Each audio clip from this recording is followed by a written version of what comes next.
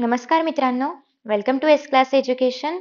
आज आपण पाहतोय इयत्ता 10वी अक्षर भारतीमधील 8वा पाठ, तो म्हणजे ऊर्जा शक्तीचा जागर. हा पाठ लिहिलाय डॉक्टर रघुनाथ माशेलकर यांनी. जन्म आहे 1943. खरं तर हा जो पाठ आहे तो त्यांनी स्वतःच्याच जीवनावरती लिहिला आहे. त्याच्यामधून आपल्याला त्यांच्या बालपणीबद्दल किंवा त्यांच्या विद्यार्थी दशेबद्दल माहिती मिळणार आहे. पाठाबद्दल पाहण्याआधी आपण लेखकांबद्दल पाहूया. आंतरराष्ट्रीय ख्यातीचे ज्येष्ठ वैज्ञानिक आहेत. ग्लोबल रिसर्च अलायन्सचे अध्यक्ष आहेत. रॉयल सोसायटी लंडनचे फेलो, वैज्ञानिक व औद्योगिक संशोधन संस्थेचे म्हणजेच CSIR याचे अध्यक्ष या नात्याने संस्थेच्या कार्याची व्याप्ती वाढवण्यात त्यांचे मोलाचे योगदान आहे. म्हणजे आपल्याला हे वाचून एवढं तरी नक्की कळलेलं आहे की आतापर्यंत आपण फक्त लेखक, कवी यांच्याबद्दल पाहायचो. पण आता एक वैज्ञानिक आणि त्यांच्या लेखनाबद्दल आपण पाहणार आहोत किंवा त्यांच्या लेखनाची शैली कशी आहे हे आपण नव्याने पाहतोय. पद्मविभूषण या पुरस्काराने सन्मानित, त्यांची शोध नव्या भारताचा, पंचशील नव्या युगाचे, timeless inspirator, Tilak in our times, reinventing India इत्यादी पुस्तके प्रकाशित आहेत.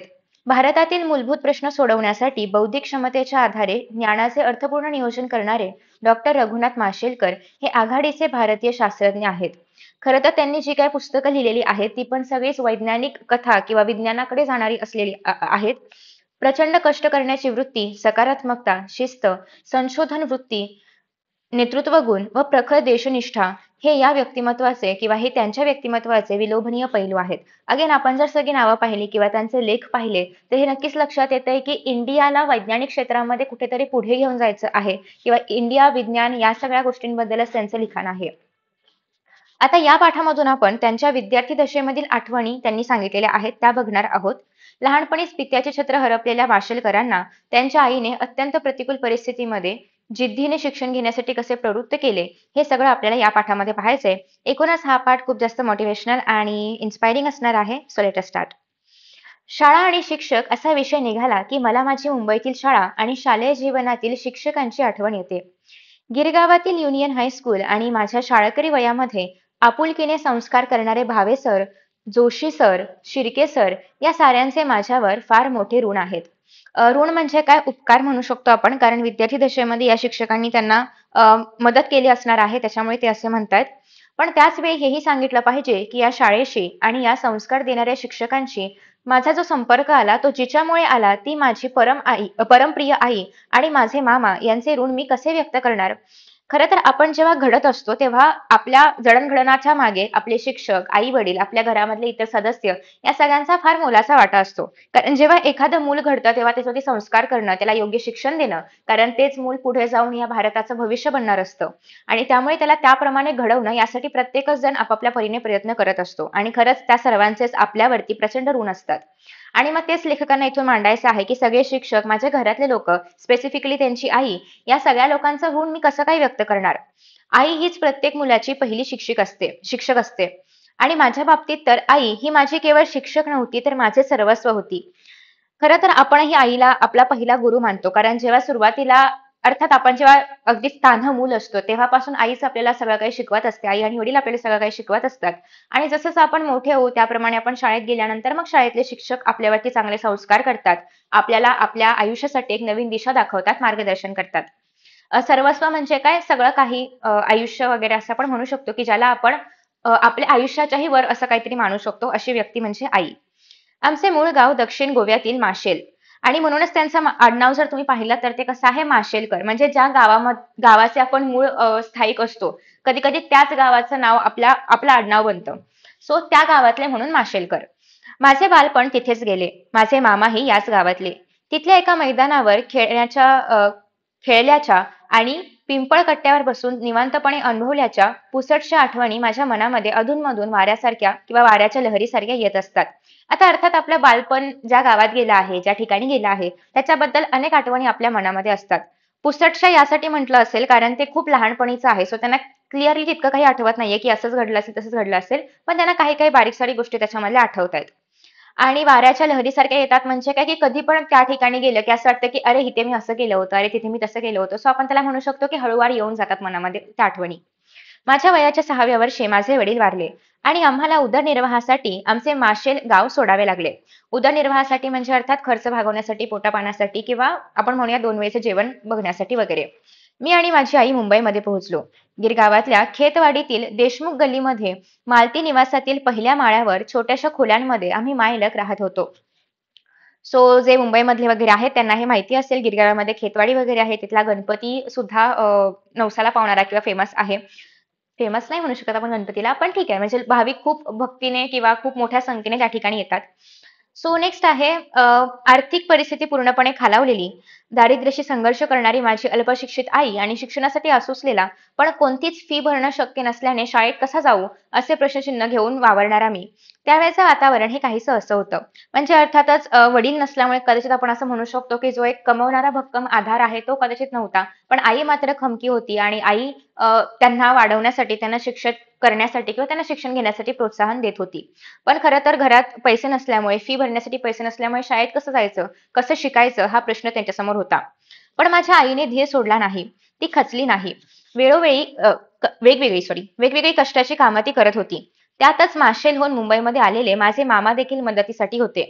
आणि त्यामुळे मला खेतवाडीतील प्राथमिक शाळेमध्ये प्रवेश मिळू शकला.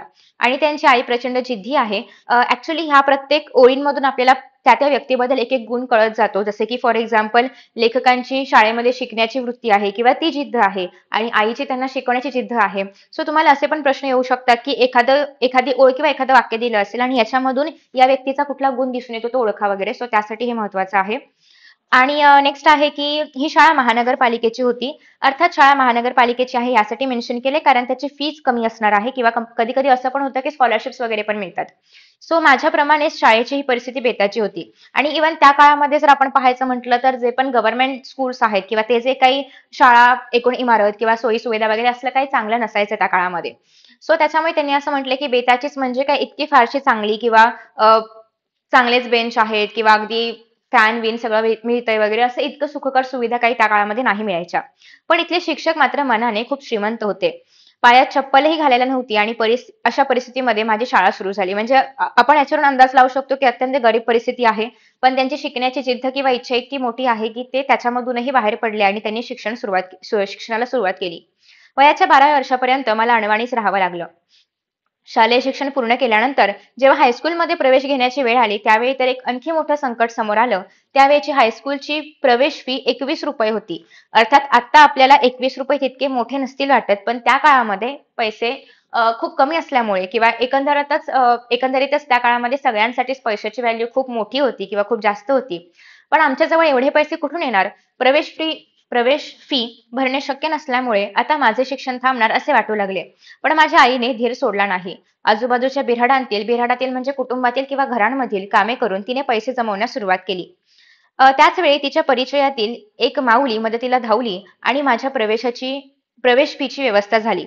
पण तोपर्यंत गिरगावातील त्यावेळच्या नामांकित शाळांमधले प्रवेश बंद झाले होते. अर्थात पैशांची जुळवाजुळव करेपर्यंत थोडा वेळ गेला असेल आणि तोपर्यंत सगळे जे काही ॲडमिशन्स आहेत ते क्लोज झाले असतील. अखेर युनियन हायस्कूलमध्ये मला प्रवेश मिळाला आणि माध्यमिक शिक्षणाचा पुढील टप्पा सुरू झाला. आय होप सगळ्यांना माध्यमिक शिक्षण माहिती आहे. 8वी ते 10वी आपण जे काही शिक्षण करतो तर ते. अनेक अडचणींमधून मी जमेल तेवढा अभ्यास करतच होतो. पण त्या छोट्याशा खोलीतील जागा अपुरी पडायची. अभ्यासाला पूरक वातावरण नव्हते. मात्र त्याही वातावरणामध्ये मी जिद्दीने अभ्यास करत राहिलो आणि परीक्षेमध्ये चांगले यश मिळत गेले. त्यानंतर या युनियन हायस्कूलमध्ये मधले शिक्षक आणि त्यासोबत म्हणजे त्यांची सेवाभावी वृत्ती जी आहे शिक्षकांची की मुलांना समजेल त्या पद्धतीने शिकवणं किंवा जोपर्यंत समजत नाही तोपर्यंत शिकवणं, जीव ओतून शिकवणं, विद्यार्थ्यांना शिकवताना त्यामध्ये त्यांचे स्वतःला झोकून देणे. म्हणजेच अगेन तेच की जोपर्यंत त्यांना समजत नाही किंवा जोपर्यंत त्यांच्या कलाने आपण जात नाही तोपर्यंत शिकवत राहणं आणि निरपेक्ष भावनेने केलेले मार्गदर्शन यामुळे माझ्या केवळ शालेय अभ्यासाचाच पाया पक्का झाला असं नाही, तर आयुष्याचा पण पाया पक्का झाला. खरं तर आपली शाळा आणि आपलं पुढचं आयुष्य याचा खूप जास्त संबंध आहे, घनिष्ठ संबंध आहे. जशी दिशा आपल्याला आपली शाळा देते. जर शाळेमध्ये अभ्यासाची गोडी लागली तर आपण पुढे जाऊन अभ्यासाच्या क्षेत्रामध्ये काहीतरी करू शकतो किंवा शाळेमधून आपल्याला जे काही इतर गोष्टी मिळतील त्या सगळ्या आपल्या पुढच्या आयुष्यामध्ये खूप महत्त्वाच्या असतात आणि त्या कुठे ना कुठे आपल्याला दिशा देत असतात. आणि त्यामुळे चांगली शाळा किंवा त्याहीपेक्षा आपण म्हणूयात की चांगले शिक्षक जे विद्यार्थ्यांसाठी असतील किंवा विद्यार्थ्यांसाठी ज्यांच्या मनामध्ये विद्यार्थ्यांविषयी प्रचंड आपुलकी असेल, विद्यार्थ्यांच्या यशाची भुकेली असतील, विद्यार्थ्यांच्या यशाची भुकेली असतील, असे शिक्षक खूप जास्त महत्त्वाचे असतात. आणि शिक्षणाबद्दल एक आंतरिक ओढ त्यांच्या मनामध्ये निर्माण झाली. आधीपासून त्यांना शिकण्याची इच्छा होतीच, पण आता ती अजून जास्त वाढलेली आहे. आपल्या हायस्कूलमध्ये आमच्या हायस्कूलमध्ये दर शनिवारी चाचणी परीक्षा घेण्यात येत असे. चाचणी म्हणजे युनिट टेस्ट. सो आमचं हायस्कूलही गरीब होतं.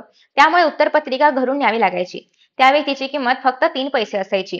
आपल्याला कदाचित पटणार नाही, पण तेव्हा दर आठवड्याला हे 3 पैसे उभे करताना देखील माझ्या आईच्या डोळ्यामध्ये पाणी उभं राहायचं. म्हणजेच खूप कष्ट करावे लागायचे किंवा खूप दुःख सहन करावं लागायचं. इनफॅक्ट आपण म्हणू शकतो की त्या काळामध्ये अगेन पैशाची व्हॅल्यू खूप जास्त आहे आणि लहान-सहान गोष्टींसाठी पण खूप जास्त काटकसर करावी लागायची. आणि आजही हे आठवलं की माझ्या अंगावरती काटा उभा राहतो.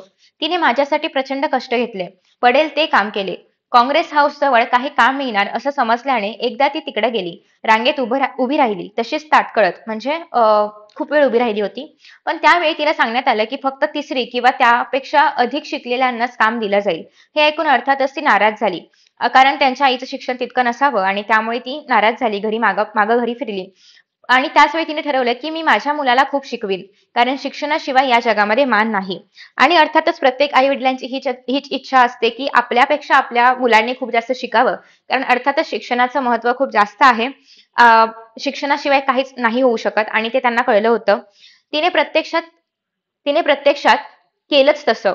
माझ्यासाठी तिने घेतलेले कष्ट मी कोणत्या शब्दात सांगू? पाठकोरे लिहून उरलेले कागद ती एकत्र जमवायची आणि त्याच्या वह्या करून द्यायची. अखंड पेन्सिल मला मिळणं अवघड होतं. त्यामुळे जेमतेम हातात धरता येईल अशा पेन्सिलीनेच मला लिहावं लागायचं. याच हायस्कूलमध्ये मला भावे सर भेटले आणि ते आम्हाला भौतिकशास्त्र शिकवत. भौतिकशास्त्र म्हणजे फिजिक्स शिकवायचे. विज्ञानातील हा विषय शिकवताना त्यांनी केवळ शास्त्र शिकवलं नाही, तर त्या विषयाची गोडी लावली आणि त्याचबरोबर जीवनाचं फार मोठं तत्वज्ञान शिकवलं. आणि ते आता वैज्ञानिक आहेत, तर आपण असा संबंध लावू शकतो की कुठून तरी त्यांच्या मनामध्ये तिथूनच एक वैज्ञानिक किंवा जिज्ञासू बुद्धी म्हणूया आपण, जिज्ञासू वृत्ती म्हणूया आपण, ती डेव्हलप झाली असेल. एके दिवशी शाळेमध्ये त्यांनी एक प्रयोग करून दाखवला. भिंगाच्या सहाय्याने सूर्यकिरणांची शक्ती कागदावर एकत्र केल्यास कागद जळतो हे त्यांनी दाखवलं आणि माझ्याकडे बघून ते म्हणाले, "माशेलकर, तुमची ऊर्जा शक्ती एकत्र करा, काहीही जाळता येईल."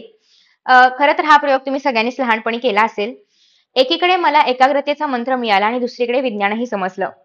आता याच्यामध्ये गूढ अर्थ दडलेला आहे. तुमची ऊर्जा शक्ती एकत्र करा म्हणजेच काय? तुमच्या मनामधली जी शक्ती आहे किंवा तुमच्या मेंदूची जी शक्ती आहे, जे तेज आहे, ते एकत्र करा. म्हणजेच इन शॉर्ट तुम्ही एकाग्र मनाने जर कुठलंही काम केलं तर काहीही जाळता येईल, म्हणजेच काहीही साध्य करता येईल. सो म्हणजे त्या शिक्षकांनी किती सोप्या शब्दामध्ये किंवा किती साध्या शब्दामध्ये एक खूप गूढ अशी गोष्ट सांगितली, की जर तुम्ही एकाग्रतेने काही पण केलं तर तुम्ही काहीही अचीव्ह करू शकता, काहीही मिळवू शकता. विज्ञानही समजलं आणि आयुष्यामधलं एक तत्वज्ञान सुद्धा समजलं, एक फिलॉसॉफी पण समजली. आयुष्याचं फार मोठं तत्वज्ञान मला भावे सरांच्या या शिकवणीतून गवसलं. त्यांना मी कसा विसरू शकेन? भावे सरांप्रमाणेच माझ्या शालेय आणि पुढील शैक्षणिक जीवनामध्ये जोशी सर, शिर्के सर, श्री मालेगावाला या सर्वांनीच माझ्या व्यक्तिमत्त्वाच्या जडणघडणीसाठी उत्तम मार्गदर्शन केले, संस्कार केले. आयुष्याच्या उभारणीसाठी मला याच शाळेने आणि याच शिक्षकांनी भरपूर अशी शिदोरी दिली. शिदोरी म्हणजे काय, की आपण काहीतरी घेऊन पुढे जातो. फॉर एक्झाम्पल तुम्हाला माहिती असेल, की गणपती बाप्पाचं जेव्हा विसर्जन करतात, तेव्हा त्याला शिदोरी म्हणून काही काही पदार्थ बांधून दिले जातात. सो दॅट की त्याला पुढच्या प्रवासामध्ये ते उपयोगी पडतील. तर तेच आपण इथे लॉजिक लावू शकतो, की शिदोरी म्हणजे काय, की असं काहीतरी म्हणजे काय म्हणूया आपण, शिक्षणामधल्या अशा काहीतरी गोष्टी किंवा संस्कारामधल्या अशा काहीतरी गोष्टी त्यांना मिळालेल्या आहेत, त्याचा बाळकडू त्यांना मिळालेला आहे, की जे पुढील आयुष्यामध्ये त्यांना उपयोगी पडणार आहे. संघर्षासाठी आत्मविश्वास मिळवून दिला, जगण्याचे भान दिले. आजही फिरून ते शाळेचे दिवस आठवताना एकीकडे प्रचंड दारिद्र्याचा सामना करतानाचे क्षण न क्षण आठवतात आणि त्याच वेळी माझी आई, माझे शिक्षक, माझी शाळा हे माझे संस्कार केंद्र डोळ्यासमोर उभे राहते आणि मी पुन्हा मनोमनी शाळेत जाऊ लागतो. तर अशा पद्धतीने हा त्यांचा पाठ सुद्धा आठवणीतील शाळा आणि शिक्षक या पुस्तकातून घेतलेला आहे. खाली काही शब्दार्थ आहेत. खरं तर आय गेस की तुम्हाला सगळ्या शब्दांचे अर्थ मी सांगितले असतील, पण तरीही आपण बघूयात की अजून काही शब्द आहेत का. तर याच्यामध्ये असं आहे की आसुसणे म्हणजे काय, एखाद्या गोष्टीची तीव्र इच्छा बाळगणे. ठीक आहे, त्याला आपण आसुसणे म्हणतो. कधी कधी असं होतं की आपल्याला एखादी गोष्ट खूप जास्त तीव्रतेने हवी असते आणि मग त्याला आपण असं म्हणू शकतो की त्या गोष्टीसाठी आपण आसुसलेले आहोत. अनवाणी म्हणजे पायात चप्पल न घालता. निरपेक्ष म्हणजे कुठलीही अपेक्षा न ठेवता, अपेक्षा रहित. म्हणजे फॉर एक्झाम्पल आपण आपलं काम करत राहायचं, पण त्या बदल्यात काहीतरी मिळेल हे एक्सपेक्ट नाही करायचं. त्याला आपण निरपेक्ष असं म्हणू शकतो. ऋण असणे म्हणजे उपकार असणे. झोकून देणे म्हणजे काय? पूर्णपणे सहभागी होणे. ठीक आहे? सो आय होप की तुम्हाला हा पाठ पूर्णतः समजला असेल आणि याच्यामधल्या सगळ्या गोष्टींचे अर्थ पण कळले असतील. Thank you so much for watching this video and see you in the next video. Bye bye.